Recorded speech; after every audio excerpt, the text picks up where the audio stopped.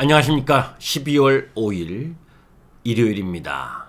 자, 미국 시장이 마감을 했죠. 그런 가운데에서 양시장이 하락 마감을 했습니다. 그 이후로는 오미크론에 대한 이슈, 이 부분도 있었고, 또 그 속에서 제임스 블러드 세인트루이스 연방은행 총재가 차기 FOMC 회의에서 경기 부양책의 철회 속도를 더 빠르게 하겠다, 테이퍼링을 가속화하겠다 라는 이야기를 했고, 그런 이유가 전체적으로 기술주에 대한 하락 흐름이다 라고 이야기를 하고, 그런 흐름들 속에서 고용과 관련된 부분에 있어서 실업률이 4.2%로 개선되는 움직임, 이런 부분들 전달에 4.6%였었는데 4.2%로 됐으니까 양호한 흐름이기 때문에 테이퍼링의 속도를 빨리 해야 된다라고 하는 매파적 발언, 이 부분에 의해서 기술주들이 급락했다라는 이야기가 많이 있습니다.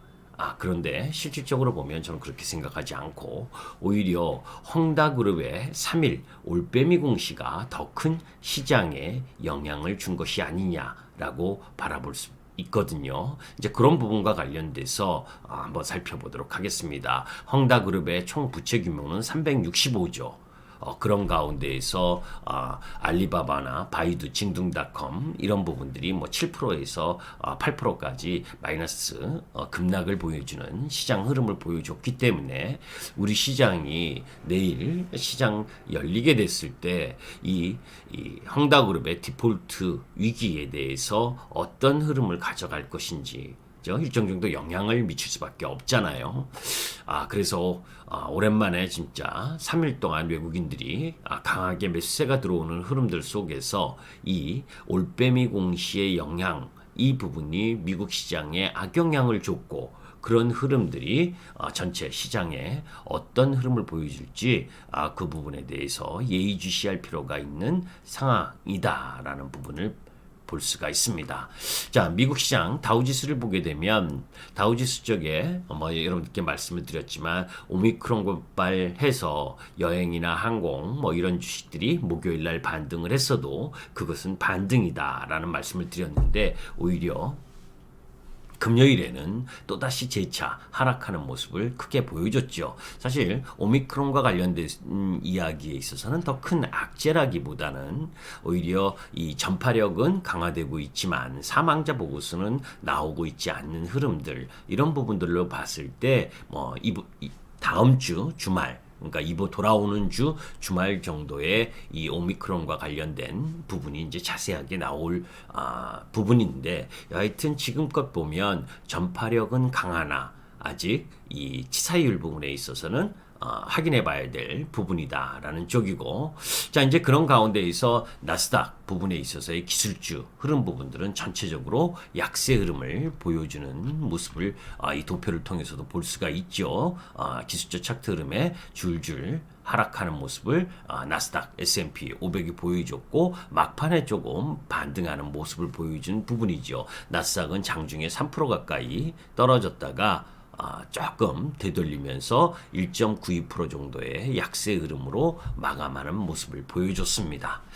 자, 여기에서 이제 살펴보면 종목별 흐름들을 보게 되면 페이스북이라든지 아마존, 구글, 애플 전체적으로 마이크로소프트까지 약세 흐름, 약보합 종합주가지수, 그러니까 나스닥 지수가 1.9% 떨어졌으니까 대부분의 기술주의 약세 흐름 부분들은 나타날 수밖에 없는 상황이었었는데, 그보다 더 크게 약세를 보였었던 건 테슬라가 마이너스 6.4%, 이 또 지분을 매각한다라고 하지요, 그죠?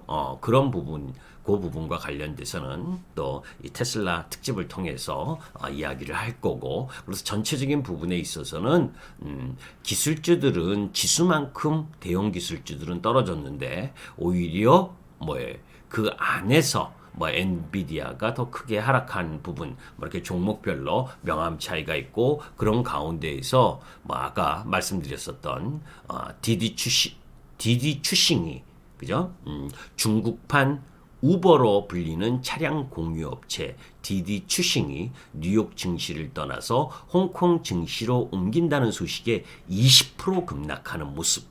그리고 아까 말씀드린 중국 관련주들이 그죠? 미국에 상장되어 있는 중국 관련주들의 급락 부분이 더 크게 시장 영향을 줬다라는 부분입니다.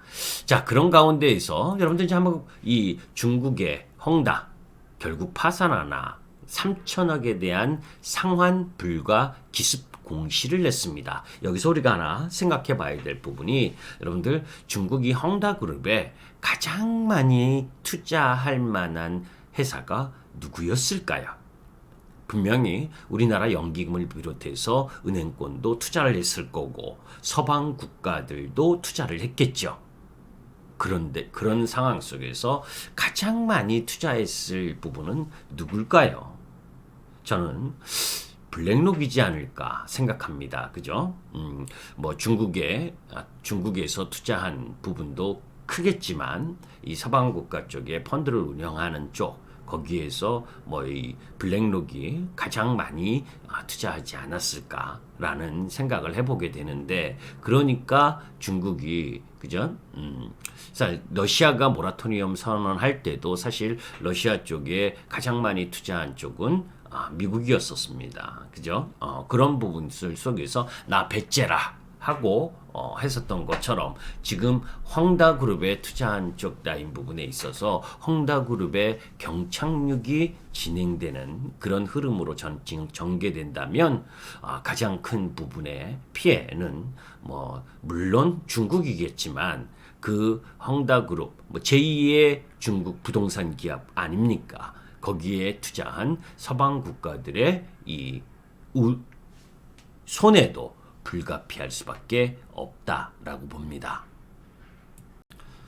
자, 이제 헝다그룹의 3일 올빼미 공시 부분을 보게 되면 홍콩 증권거래소에 2억 6천만 달러 약 3,075억 원의 채무 보증 의무를 다하지 못할 수 있다고 공시를 했습니다. 헝다가 누군가의 빚 보증을 섰는데 채무자가 빚을 갚지 못했고 채권자가 헝다를 찾아왔지만 대신 빚을 갚을 수 없다고 미리 예고한 거죠. 헝다가 이 빚을 정말 갚지 않는다면 연쇄 디폴트 사태로 이어질 가능성이 높게 되는 거죠. 6월 말 현재 헝다의 총 부채가 1조 9,665억 위안, 약 365조입니다. 헝다는 회장이 7월 이후에 약 1조 3천억 사재를 털고 또 재특이나 자회사 지분 뭐 이런 부분들을 통해서 디폴트 직전에서야 달러 부채 이자를 갚는 일이 반복되어 왔죠.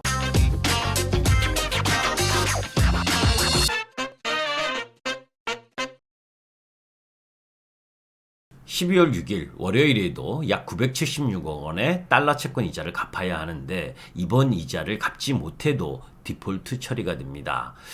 자, 뭐 여하튼 광둥성 정부는 쉬자인 회장을 불러들여서 면담하고 실무팀을 헝다로 보냈고 채무이행 등 경영에 지방정부가 관여하겠다는 신호를 보여줬는데 여하튼 정부 주도 아래 각각 3조 원, 2조 원 가치 평가를 받는 계열사 헝다물업 지분 51%, 홍콩 부동산 등 대형 자산 매각이 재개될 수도 있는 부분입니다.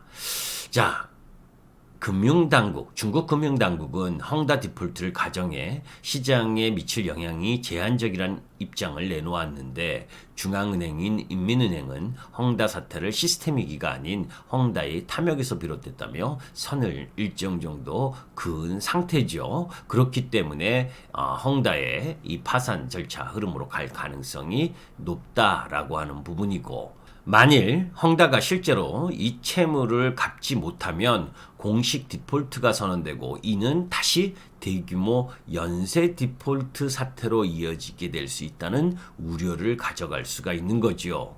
이렇게 상황이 급박하게 진행되고 있지만 달러 채권 문제는 전체 헝다 사태에서 빙산의 일각에 불과하다는 평가입니다. 헝다 유동성 위기 과정에서 달러 채권 문제가 특히 부각되는 것은 그나마 이 문제에 관한 동향이 가장 투명하게 시장에 드러났기 때문이죠.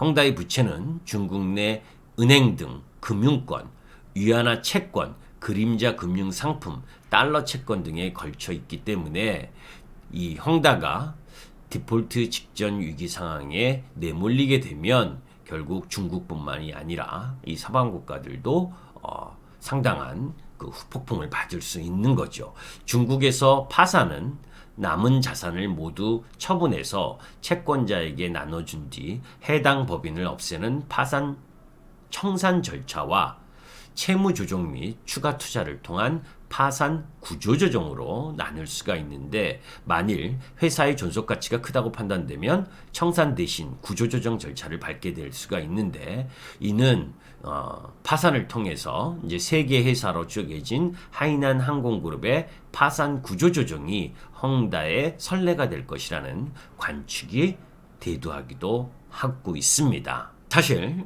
중국 중앙은행인 인민은행은 전날 심야에 발표한 성명에서 헝다 위기의 주요 원인은 스스로 경영을 제대로 하지 못하고 맹목적인 확장을 추구한 데서 비롯됐다며, 국제 달러채 시장에서 투자자들은 비교적 성숙하고 관련 문제를 처리할 명확한 법적 규정과 절차도 존재한다면서 단기적인 부동산 기업의 위험이 중장기적으로 시장의 정상적 융자 기능에 영향을 끼치지는 않을 것이라고 밝힌 내용을 이야기를 했습니다. 이 이야기는 이렇게 포장한 거고, 결국은 이 부분이지요. 너네 서방 국가를 비롯해서 이제 이 헝다그룹에 투자한 부분은 니네가 탐욕에 의해서 투자한 거 아니냐, 그죠? 그리고 그 문제는 중국 전체의 이 문제가 될 수는 없다. 뭐 이런 이야기를 한 거다라고 봐요. 하지만 시장에서는 헝다 사태로 중국 부동산 시장의 위축 현상이 지금보다 더욱 심해지면 중국 경제의 하방 압력이 더욱 거세질 수 있다는 우려도 여전히 존재할 수밖에 없는 거죠. 중국의 국내 총생산의 거의 30%를 차지하는 것으로 추산되는 부동산 산업의 위축은 결국 철강이라든지 시멘트라든지 엔지니어링 같은 직접적인 연관 산업뿐만이 아니라 가구, 인테리어, 가전제품 등 수많은 산업에도 간접적으로 영향을 끼칠 수밖에 없고, 중국의 주택시장 침체는 중국의 성장률을 둔화시키는 데서 그치지 않는다는 거고, 그 부분이 세계 경제에도 부정적인 영향을 끼칠 것이라는 우려도 제기되고 있을 수밖에 없는 거죠. 옥스퍼드 이코노믹스의 아시아 연구 책임자 이야기를 보게 되면, 중국의 심각한 부동산 침체가 계속 이어진다면 내년 4분기 중국의 경제 성장률이 3%까지 떨어지고, 이는 세계 경제 성장률이 0.7%까지 낮추는 효과가 있을 것이라고 이야기하는 부분입니다. 자, 그래서 전체적으로 바라보게 되면 시장에 있어서 이런 안 좋은 이야기가 결국 미국 시장까지 일정 정도 영향을 미친 것이 아니냐라고 보고 있습니다. 왜냐하면 미국 시장에 있어서 사실 오미크론이나 또 그리고 이 테이퍼링 가속화하겠다라고 하는 부분들은 일단 시장에 알려진 악재였잖아요. 그럼에도 불구하고 미국 시장이 장 초반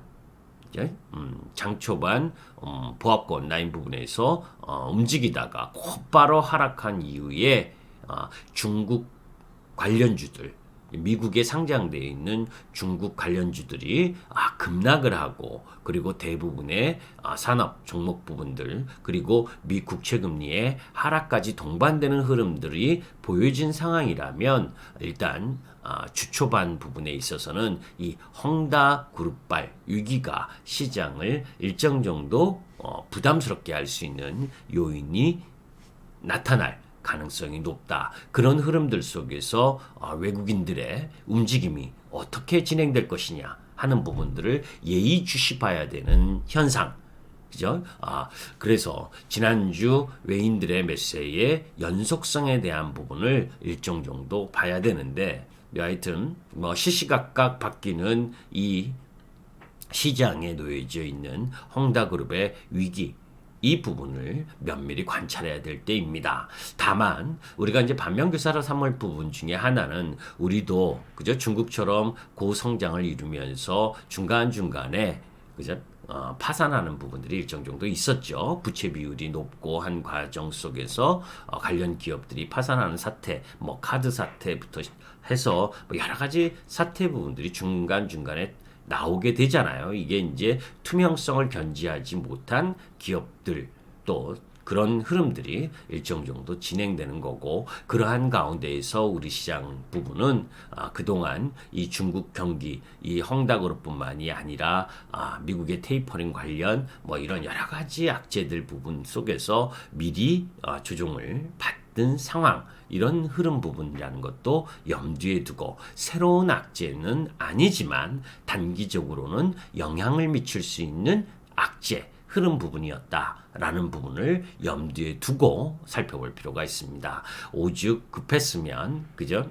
올빼미 공시를 통해서 이 헝다그룹이 이 디폴트 자체 디폴트에 대한 언급을 했느냐라고 하는 부분 그리고 그 속에 뭐 쉬쉬하고 뭐 제가 자료를 안만 찾아봐도 우리나라 금융권이라든지 연기금 뭐 이런 부분의 투자가 얼마나 됐는지 정확하게 알 수는 없지만 궁극적으로 우리나라 금융권이나 이 기관들도 투자를 했을 거고 왜냐하면 중국의 2대 부동산 업체니까 거기에 서방 국가 블랙록이라든지 이런 이 대규모 펀드 부분들도 투자를 했기 때문에 그네들의 손실도 불가피하다라는 거 그런 부분들이 일정 정도 악영향을 미칠 수 있는 요소로 작용할 수 있다라고 하는 부분도 염두에 두면서 시장에 접근하는 것이 필요로 하겠습니다. 김기수 주식 더스토리의 김기수였습니다. 감사합니다.